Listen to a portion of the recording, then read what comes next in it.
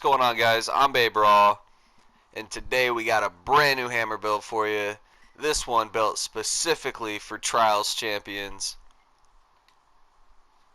To start, we went ahead and grabbed Skarn's Vengeance for the hammer, giving us that buff against electric behemoths, perfect for Nezaga, and its own unique ability dealing damage has a chance based on damage dealt to grant a stacking, refreshing 40 health shield that lasts for 12 seconds. Also giving us +3 to knockout. Now for the modifications, we went ahead and threw on Mighty Landbreaker and Extended Clip. And if you don't got Extended Clip, guys, no problem. Go ahead and throw on Weighted Crown. Just as good as a mod, especially against this guy. Next we got +3 to knockout King Cell and +3 to Iceborne Cell. For the helmet, we went ahead and threw on Drask Scale Helmet, giving us +3 to Athuk Attunement, and that shock bonus. Also, we went ahead and threw on Overpower Cell. For the armor, we got Drask Scale Plate, giving us +3 to Athuric Attunement, that lightning buff, and +3 to Overpower for the cell. For the gloves, we went ahead and grabbed Gauntlets of Valor. We went ahead and grabbed these gloves because we wanted that defense mod, and the +3 to Lucent. So with this, we're getting +3 to Lucent and +3 to Insulated Cell. For the shoes or the boots, we went ahead and grabbed Shocking Stride, again with that electric buff, giving us +3 to Insulated and +3 to Iceborne for the cell. For our lantern, we went ahead and grabbed Skarn's Defiance. We're doing trials. These guys are wicked strong, so I feel like this is going to be the best lantern to keep us alive. And I wanted to come up with the perfect build for any skill level based player, so that way anybody that loves the hammer can go ahead and jump straight into trials and take on Nezaga no problem and still get them under 3 minutes. Okay, so hopefully you have no problem using this build. And the reason we went with Skarn's Defiance is so that way we can throw that 250 hit point shield up as many times as we can, giving us a little bit more cushion for when Nezaga does actually land a hit.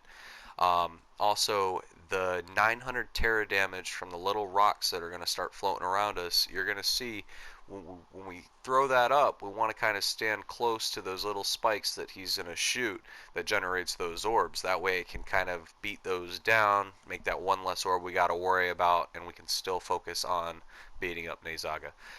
For the cell, we went ahead and threw Lucent Cell, giving us a perfect 6 build in the perk summary. To start off, we got +6 to Athuric Attunement, giving us 50% lantern charge from all of our attacks, allowing us to pop Skarn's Defiance that much more often.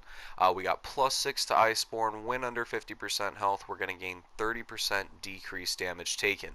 Now, while Iceborne is active, we're going to gain an 8% lifesteal that cannot heal us beyond 50% health. I think this is super important, especially because how hard this guy hits. Next we got Insulated, making us immune to shock status. Very important. This is going to keep us from having any issues using our potions when we need to. It also is going to prevent knockback and damage when hitting the electrified shields. Okay, that's going to be very important when we are running these in a team, but for this fight we're going to kind of do it solo, so not really too big of a deal there because we are again going to focus most of our time on Nezaga himself. Next we got +6 to Knockout King, giving us 30% stagger damage, and after dodging through an attack, our next attack is going to deal 100% stagger damage. Yeah, this guy hits way too hard. We want to definitely keep him down as often as we can. Next we got +6 to Lucent, allowing our flask to heal us over 20 seconds, but it is going to give us a 20% buff to our healing, or 20% more healing while the heal is active. But this is also going to generate a 75 lantern charge each second, so again allowing us to pop Skarn's Defiance that much more often, keeping our health, and our defense as high as possible. Last but not least, we got +6 to Overpower. Again, my favorite cell for the hammer, any hammer build, giving us 70% damage for staggered behemoths. Yeah, we're gonna, or that's our main focus, right? We want to keep staggering them, keep them down, and then take advantage of that buff as often as we can. For the potions, we went ahead and threw on Frenzy Tonic, Aether Drive Tonic, and Assault Tonic. And before we even hit the little jump pad, the jets, and get over their biome, we're going to throw all these potions on. And also throw down our mighty landbreaker. After that, we'll go ahead and jump right into Nezaga and hopefully pop Skarn's Defiance before starting the fight. Without further ado, let's go ahead and slay ourselves a behemoth.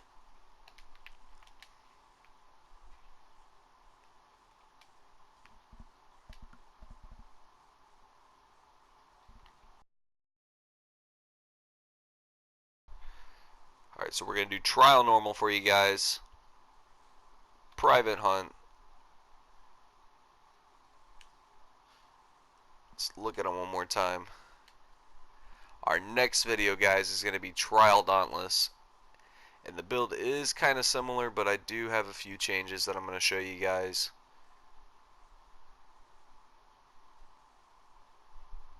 But I feel like everybody at least deserves to be trial normal. So I wanted to come up with the overall best build to allow anybody to do it. Let's go ahead without further ado. Go now.